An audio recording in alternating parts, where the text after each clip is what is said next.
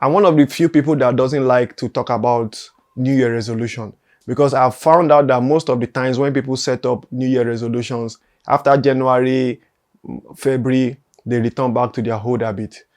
One of the reasons is because some people put too many goals for themselves and eventually they are unable to accomplish it. They start becoming stressed, then they go back to their old vomit. But I've been able to set up 5 ways of which your 2025 goals and expectations can be met. Join me as we discuss it.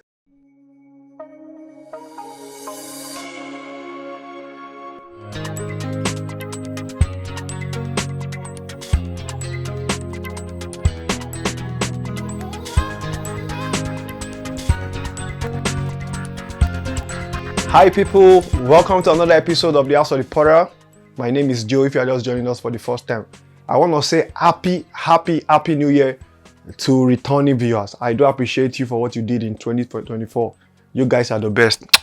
And for those of you who are just joining for the first time, I'm also wishing you a happy new year. It's going to be a prosperous new year for you guys. Anything you lay your hands on this year shall be prosperous. On today's episode, we'll be discussing 2025 goals and expectation. I'm one of the few people that doesn't like to talk about New Year resolution because I've found out that most of the times when people set up New Year resolutions, after January, February, they return back to their old habit.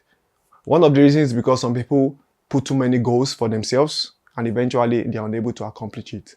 They start becoming stressed, then they go back to their old vomit.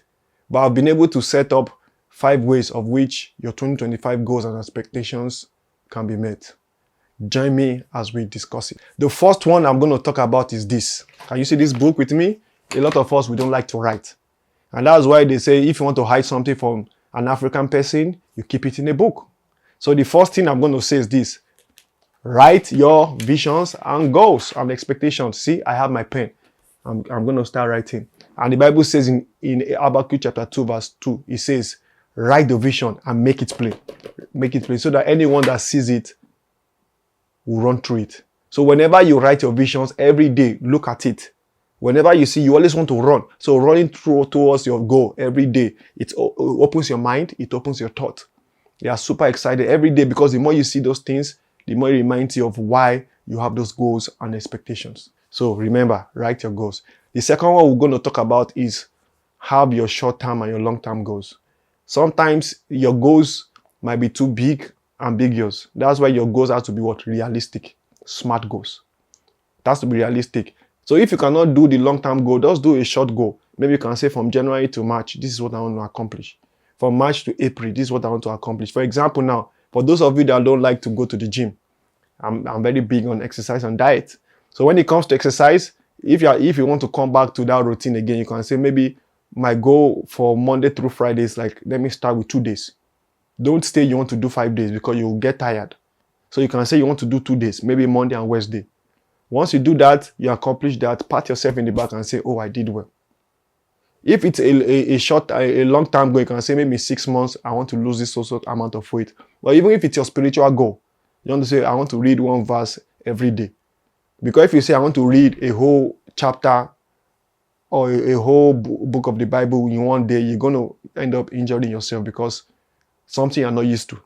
So set up a short-term and a long-term goal. So be realistic. Another thing I want you to know is that when you are setting your goals, which will lead to number 3, the third one I'm going to be talking about is be consistent. The Bible says, do you see a man diligent in his work? He shall stand before kings and not mere men. So whenever you have your goals, be very consistent with it. Keep doing it every day, every time, every day, every time. Don't give up with it. Keep doing your goals. Keep actualizing your goals. Be consistent. Look at your goals and say, oh, this is what I want to achieve. And make sure you are able to achieve your goals. What did I say? Be consistent. When you are consistent, over time, you become a master of that goal. And you'll be able to reach your what? Expectation. Another one I want to talk about is this. Most people, whenever everything becomes cumbersome or it doesn't go their way, they give up. It's okay. Sometimes your goals might not come the way you want it. You might not achieve your goal within 1 day. Don't kill yourself. It's okay to tell yourself, I did my best. I did my best today, but tomorrow, let's go on. So be flexible. Be flexible. Adjust your goals. And that is why even in the Bible, Jesus he said, in this world you pass through trials and tribulations. He said, but be of good courage. I have overcome the world for you. So he knows you will go through trials. Sometimes the goals might not be the way you want it. That's okay. Even if you fail, pick it up and do it again. Don't beat yourself. Another one I would like to talk about is procrastination. A lot of people procrastinate. This year, tell yourself, I don't want to procrastinate. I don't want to procrastinate and lose my destiny. So a stitch in time saves 9. So what you have to do today, do it. Don't keep on pushing, oh, I'll do it at 2. Then you get tired, I'll do it at 4. No. Reset your mind and tell yourself, this is what I'm going to do. And I'm going to do it very, very well. Another one I would like to talk about is being resolute. Never give up. And that's why I love this passage of the Bible. 1 Corinthians 15 verse 58. He said, my brothers and sisters, stand firm. Let nothing move you. Give yourself totally to the work of God, because you know that your labor for God is not in vain. So I want you to know that no matter what it is, do not give up. Because when you give up, you will regret.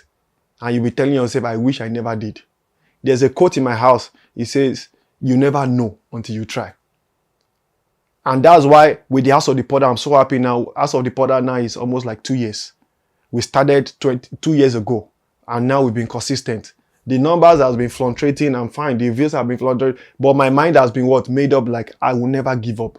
Because I know what God told me. But the goal is to be able to reach out to other people. So if you have any goal in your mind, don't give up. Just because something is not going your way doesn't mean it's not the right goal. Pick yourself up. Do it again. The richest people on earth today, they never give up. Faraday, you know how many times he tried with the electricity? He's called the father of electricity because he discovered electricity. He tried 99 times. And the 100 times, he made it. Don't be a fool if you end up losing up. The final one I'm going to talk about, after you've put everything in order, the last one I'm going to talk about is God.